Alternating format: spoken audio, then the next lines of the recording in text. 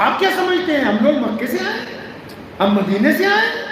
ہماری تو 50 نسلیں اگر پیچھے کو دیکھو گے تو بھارت کا کوئی مسلمان بھی عربیوں نسل نہیں ملے گا. ہم تو اسی دیش کے مول نواسی ہیں. محمد رسول اللہ کا یہ محبت والا پیغام جب ہمارے درمیان پہنچا، ہمارے آبا و اجداد کے درمیان پہنچا کہ آؤ ایک صف میں کھڑے ہوں گے، آؤ ایک دوسرے کے بھائی بنیں گے، آؤ ایک دوسرے کا دکھ درد بانٹیں گے، آؤ ایک دوسرے سے محبت بانٹیں گے، آؤ کسی کو ذلیل نہیں کریں گے، آؤ کسی کو اس کی ذات کی وجہ سے، اس کی برادری کی وجہ سے ہم اپنے سے باہر نہیں کرنے والے ہیں. تو جوک در جوک پوری کائنات میں لوگ محمد رسول اللہ صلی اللہ علیہ وسلم کے دین کی طرف آئے. اب جب اتنی بڑی تعداد سے لوگ دین کی طرف آئے تو انگلینڈ کی رانی تھی ملکہ ایلزبتھ فرسٹ، اب جو راجا ہے اس کی پردادی، تو اس نے ایک کمیشن اپوائنٹ کرا. اس نے کہا کہ بھائی یہ پوری دنیا میں، کیونکہ پہلے تو انہوں نے زور لگایا، کس نے؟ ابو جہل نے، کس نے؟ عتبہ نے، ولید نے، کیسر و کسریٰ نے، پرویز نے، پہلے انہوں نے زور لگایا. ہرمز نے، یہ جو ہرمز روز سنتے نہیں اخبار میں، یہ کیسر و کسریٰ کا وہ جنرل ہے جس نے خالد بن ولید رضی اللہ تعالیٰ عنہ کو اسی دریا کی نکڑ پر کہا تھا کہ ایک ایک دینار دوں گا، کپڑے دوں گا، سواری دوں گا، کھانا دوں گا، تم بھوکے ننگے ہو واپس چلے جاؤ. ابو جہل سے لے کے انگلستان جرمن کے سارے بادشاہ جو الگ الگ وقت میں آ کے سلطان صلاح الدین ایوبی تک اسلام کے دروازے کے آ کے ٹکرتے رہے، ان سب نے زور لگایا کہ طاقت کے بل پر محمد رسول اللہ صلی اللہ علیہ وسلم کے دین پہ غلبہ حاصل کریں گے، طاقت کے بل پر نبی علیہ السلام کے نعوذ باللہ دین کو سگوڑ دیں گے. لیکن اسلام کی فطرت میں، قدرت میں لچک بھی ہے، یہ اتنا ہی ابھرے گا جتنا کی دباؤ ہوگے. لیکن کیا ہوا؟ طاقت کام نہ آئی، نہ ابو جہل کی طاقت کام میں آئی، کیوں جو بدر میں جیتے تھے نا، جو بدر میں جیتے محمد رسول اللہ، تو اب قیامت تک کوئی ایسا میدان ہی نہیں، کیونکہ سپہ سالار خاتم النبیین بن گئے صلی اللہ علیہ وسلم. اب جب وہ گزرا عرصہ، 1000 سال کا جب یہ عرصہ گزرا ہے، تو سامنے والے جو تھے ان کے پیٹ میں اتنا شدت سے درد ہوا کہ نبی علیہ السلام نے تنہا مکے سے دین شروع کیا، مدینہ المنورہ پہنچ گئے، اور پھر ان کا دین عرب سے باہر نکلتا ہے، پھر کیسر و کسریٰ کو رونتا ہوا آگے بڑھتا ہے، پھر وہ تاشقند و بخارا تک پہنچتا ہے، پھر وہ پوری دنیا کے اندلس کے بڑے برف پوش پہاڑوں میں اذانیں دی جاتی ہیں. پوری دنیا میں جب دین پہنچتا ہے تو پھر پوری دنیا میں جو لوگ اس طرح کے تھے، جو چاہتے تھے کہ کچھ انسانوں کو اپنی جوتی کی نوک پر رکھنا ہے، جو یہ چاہتے تھے کہ کچھ انسانوں کو غلام بنا کے رکھنا ہے، ان کو بڑی فکر پیدا ہوئی کہ اگر یہ دین اسی طرح قائم رہا، نبی علیہ السلام کا پیغام اسی طرح بولتا رہا، پھر تو دنیا میں کسی کو غلام بنانا ممکن نہیں. تو ملکہ ایلزبتھ جو تھی فرسٹ، اس نے ایک کمیشن اپوائنٹ کیا.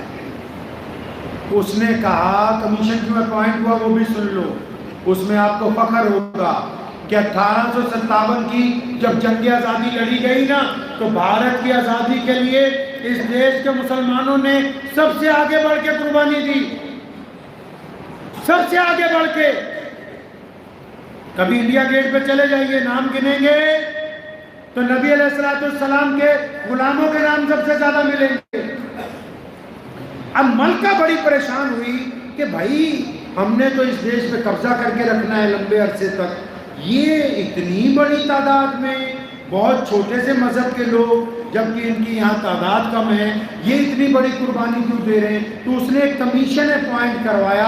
کبھی انڈیا آفس لائبریری لنڈن میں اگر آج بھی آپ جائیں گے تو وہ دستاویز محفوظ کیے گئے.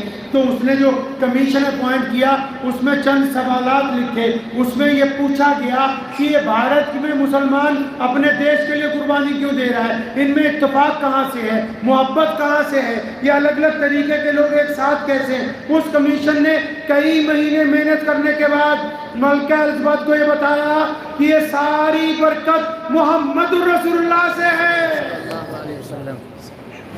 آپ تو سمجھے شاید صرف نماز سے دین قائم ہوتا ہے، آپ سمجھے اذان سے ہو رہا ہے، آپ سمجھے صرف مسجد سے ہو رہا ہے، آپ سمجھے صرف کعبہ سے ہو رہا ہے، صرف حج سے ہو رہا ہے. لیکن دشمن نے یہ پتہ لگا لیا کہ اسلام کی مین سپر پاور ہاؤس کہاں پہ ہے اسلام کا؟ ارے پاور ہاؤس کہاں ہے؟ مدینہ المنورہ میں. دیکھ تو لو، شیعہ بھی ہو، سنی بھی ہو، میمن بھی ہو، پٹیل بھی ہو، قریشی بھی ہو، پٹھان بھی ہو، ان سب کے باوجود جب نبی علیہ السلام کی محبت کی بات آ جائے تو سب سے پہلے کیا ہے؟ غلامان رسول صلی اللہ علیہ وسلم ہے. اب اس کا رپورٹ میں لکھا کہ مسلمانوں کی یہ جو اسپرٹ ہے، ان میں جو جذبہ ہے، ان میں جو محبت ہے، ان میں جو اتفاق ہے، یہ جو اپنے دیش کے لیے لڑ رہے ہیں، یہ سارے کے ساری مرکزیت نبی علیہ السلام کے آخری نبی ہونے کی وجہ سے ہے. اگر نعوذ باللہ ان کی جگہ کوئی اور نبی لے آئے تو پھر ہو سکتا ہے کہ مسلمانوں کی طاقت کو کمزور کیا جا سکے. کہانی سمجھ آ رہی ہے؟ نہیں. صرف یہی نہیں ہے کہ نبی علیہ السلام خاتم النبیین ہیں، ان کے خاتم النبیین ہونے کی وجہ سے کائنات کے اندر برابری آ گئی. آج بھی تو ابھی اسی مسجد میں اگر اذان ہو جائے فجر کی اور ہم سب جو خاص مہمان ابھی آگے بیٹھے ہیں اگر وضو کرنے چلے جائیں، امام صاحب نماز کھڑی کر لیں اور آپ ایک آدھی رکعت پڑھ لیں، تو خاص مہمانوں کو جگہ کہاں ملے گی بھائی؟ ارے کہاں جگہ دیں گے؟ پیچھے جگہ دیں گے نا. اور جمعے کا دن ہو، کوئی مسلمان ایم ایل اے آ جائے، نماز جماعت کھڑی ہو جائے، اس کو کہاں جگہ ملے؟ پیچھے.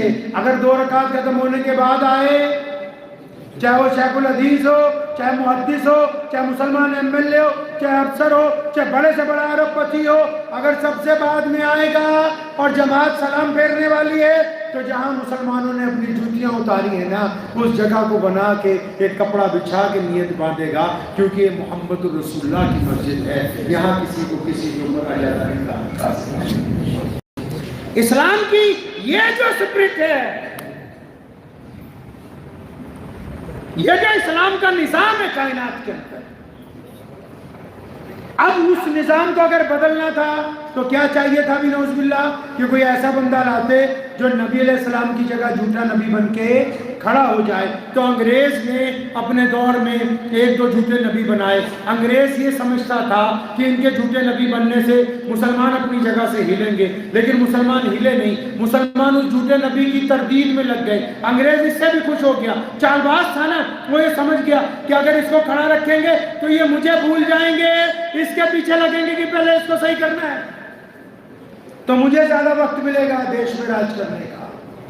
تو یہ جو ختم نبوت صلی اللہ علیہ وسلم کا پرچار مولوی کرتے ہیں، یہ صرف نبی علیہ السلام کی ختم نبوت کا پرچار ہی نہیں ہے، یہ ان غداروں کے خلاف بھی پرچار ہے جو کل بھی دیش کے دشمن تھے، آج بھی انگریز کے ٹوٹی بنے.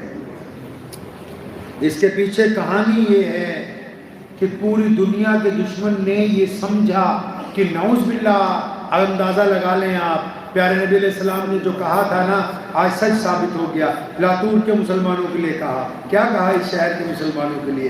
فرمایا میرے صحابہ، تمہیں پتہ ہے افضل ترین مسلمان کون سے ہوں گے؟ آپ کا ذکر نبی علیہ السلام نے مسجد نبوی میں کیا. فرمایا پتہ ہے افضل مسلمان کون سے ہوں گے؟ صحابہ نے کہا یا رسول اللہ آپ بہتر جانتے ہیں. پھر بھی نبی علیہ السلام نے پھر پوچھا نہیں بتاؤ تمہارا اندازہ کیا ہے یا رسول اللہ؟ انبیاء علیہ السلام. فرمایا نہیں، وہ تو اللہ کے منتخب بندے، وہ تو افضل ہیں ہی. پھر صحابہ نے ڈرتے ہوئے کہا یا رسول اللہ ہم لوگ؟ فرمایا نہیں، تم تو افضل ہو ہی، مجھے دیکھتے ہو، اللہ نے رضی اللہ عنہ و رضو کا درجہ دے دیا. فرمایا یا رسول اللہ پھر آپ بتائیں. فرمایا وہ مسلمان جو ہمارے بعد، پھر ان کے بعد، پھر بہت بعد دنیا میں آئے ہوں گے، جنہوں نے محمد رسول اللہ کو نہیں دیکھا ہوگا، جنہوں نے نبی علیہ السلام کی زیارت نہیں کی ہوگی، لیکن فرمایا میرے صحابہ ان کو مجھ سے اتنا پیار ہوگا کہ وہ اپنی جان سے زیادہ مجھے اپنے لیے عزیز سمجھیں. تو کائنات میں یہ جو ڈپلیکیٹ نبیوں کا سلسلہ چلا، وہ اس لیے چلا کہ اسلام نے یہ جو نظام لے کے آیا کہ ہم لوگوں کو برابر سمجھتے ہیں. اور اسلام نے صرف یہی نہیں کہا کہ برابر وہ ہے جو صرف مسجد میں آ گیا. اسلام نے صرف یہی نہیں کہا کہ برابر وہ ہے جو صرف مسجد میں آ گیا، نہیں، برابر وہ بھی ہے جو ایمان والا نہیں ہے، جو غیر مسلم ہے۔ نبی علیہ السلام مسجد نبی میں بیٹھے، ایک لڑکی آ رہی ہے دور سے، اس کو صحابہ پکڑ کے لائے، دور سے دیکھا اس کے سر پر دوپٹہ نہیں ہے، نبی علیہ السلام نے اپنی رحمت والی چادر اتاری، فرمایا دوڑ کے جاؤ اس کا سر ڈھانپ کے آؤ۔ صحابہ نے کہا یا رسول اللہ آپ کی چادر بڑی عزت والی، ہم اپنی چادر دیتے۔ نبی علیہ السلام ناراض ہوئے، فرمایا کان کھول کے سن لو، کیوں اپنی چادر دو گے؟ یا رسول اللہ وہ دشمن کی بیٹی ہے۔ فرمایا کان کھول کے سن لو، بیٹی بیٹی ہوتی ہے، چاہے پھر وہ ہماری ہو یا پھر کسی اور کی ہو۔ وہ جب آئے کائنات میں تو مسلمانوں کو تو انہوں نے اپنا وارث بنایا، اور ان ورثہ کی ڈیوٹی لگائی کہ اب تمہاری ذمہ داری ہے کہ تم پوری دنیا میں محبت بانٹو گے، تم دنیا میں ظلم کے خلاف، پوری دنیا کے اندر تم بھوکوں کے لیے، پوری دنیا کے اندر تم پیاسوں کے لیے، پوری دنیا میں تم پریشان حال لوگوں کے لیے ڈھال بن کر کھڑے ہو جاؤ گے۔ محمد رسول اللہ نے ہماری یہ ذمہ داری لگائی ہے۔ ذرا پیچھے چلیں 1450 سال، مسجد نبی ہے، اللہ کے نبی علیہ السلام کی مسجد ہے، لیکن اس وقت اتنا کچھ تو نہیں تھا جتنا کچھ یہاں لگا ہوا ہے، لیکن اس مسجد میں ایک چبوترا بنایا جا رہا ہے۔ ابھی بھی جو لوگ حج کر کے آئے یا عمرہ کر کے آتے ہیں، نبی علیہ السلام کا جہاں روضہ مبارک ہے نا جی، تو اس کے بالکل ساتھ آج بھی وہ چبوترا بنا ہوا ہے، ابھی اس کو چاروں طرف سے بیریکیڈ کیا گیا، کبھی کبھی لوگ اس پہ آج بھی نماز پڑھتے ہیں۔ جب وہ چبوترا بن رہا تھا، صحابہ نے پوچھا یا رسول اللہ صلی اللہ علیہ وسلم یہ کیا بنا رہے ہیں؟ فرمایا یہ صفہ کا چبوترا ہے۔ کس کا چبوترا بھائی؟ یا رسول اللہ وہ کون لوگ ہوں گے؟ فرمایا جو غریب ہیں، جو مسکین ہیں، جو محتاج ہیں، جن کے اپاہج ہیں، جو دماغی توازن کھو چکے ہیں، جن کی آنکھوں میں روشنی نہیں، جن کو گھروں سے نکال دیا گیا، جن کا کوئی ساتھی نہیں۔ یا رسول اللہ ان سب کو یہاں رکھنا ہے؟ فرمایا ہاں ان کو یہاں رکھا کریں گے۔ یا رسول اللہ ہم کیا کریں گے؟ فرمایا ہم بعد میں کھانا کھائیں گے، ان کو پہلے کھانا کھلائیں گے۔ غیر مسلم بھی آئے، عیسائیوں کا وفد نبی علیہ السلام کو ملنے آیا، مسجد نبی میں کھڑایا گیا، ان کی تواضع کی گئی ہے۔ ایک غیر مسلم نے آ کے کہا یا رسول اللہ صلی اللہ علیہ وسلم آپ اللہ کے سچے نبی؟ فرمایا ہاں یا رسول اللہ مجھے تو کپڑے چاہیے، آپ صلی اللہ علیہ وسلم مجھے کپڑے دیتے ہیں۔ ایک غیر مسلم نے آ کے کہا یا رسول اللہ میں بھوکا ہوں، مجھے کھانا چاہیے، نبی علیہ السلام اس کے لیے کھانے کا انتظام کرتے ہیں۔ ایک بڑھیا آ کے کہتی ہے یا رسول اللہ مجھے سفر کے لیے کرایہ چاہیے، اونٹ چاہیے، نبی علیہ السلام اس کو سواری دیتے۔ پتہ یہ لگا محمد رسول اللہ صلی اللہ علیہ وسلم نے ہماری ڈیوٹی لگائی تھی کہ جو مسجد میں بیٹھیں گے وہ ہمدرد ہوں گے، جو مسجد میں بیٹھیں گے وہ اپنوں کا بھی، ہمسایوں کا بھی، وہ مسلمانوں کا بھی، غیر مسلموں کا بھی دھیان رکھا کریں گے، وہ بھوکوں کی خبر گیری کریں گے، وہ محتاجوں کی خبر گیری کریں گے، وہ بیماروں کو بھی پوچھا کریں گے، وہ جو پاگل ہیں دماغی طور پہ ان کے لیے بھی مدد کے لیے آگے بڑھیں گے، وہ بیواؤں کے گھروں کو بھی نشاندہی کر کے رکھیں گے کہ ان کی ہر مہینے مدد کرنی ہے، وہ یتیموں کے سر کے اوپر بھی اپنا ہاتھ رکھیں گے۔ اب پتہ لگا کہ صرف مسجد تو بنا دی گئی ہے لیکن اس میں نماز کے علاوہ اور کوئی کام نہیں ہے۔